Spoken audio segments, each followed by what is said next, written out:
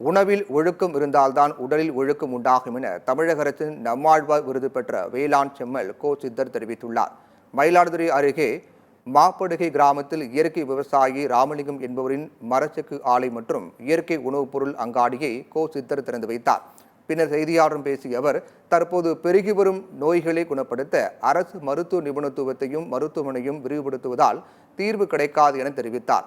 உணவில் ஒழுக்கம் இருந்தால்தான் உடலில் ஒழுக்கம் உண்டாகும் என்று கூறிய அவர், நம் குழந்தைகளுக்கு எந்த உணவை தரக்கூடாது என்பதில் நாம் கவனமாக இருக்க வேண்டும் என தெரிவித்தார்.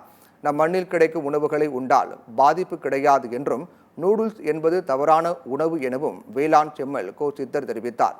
மைதாவில் தயாரிக்கப்பட்ட உணவுகளை குழந்தைகளுக்கு கொடுக்காதீர்கள் என்று கூறிய அவர், நமது மரபு சார்ந்த உணவு வகைகளை கொடுக்க வேண்டும் என்றும், நவீன உலகத்தில் தயாரிக்கப்படும் உணவுகள் தவறானது எனவும் தெரிவித்தார்.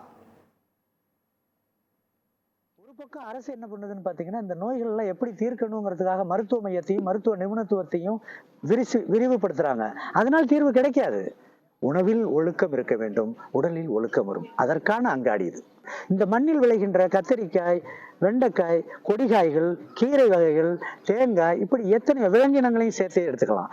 எல்லாம் இந்த மண்ணுக்கானது, நமக்கான உணவு. தப்பே செய்யாது.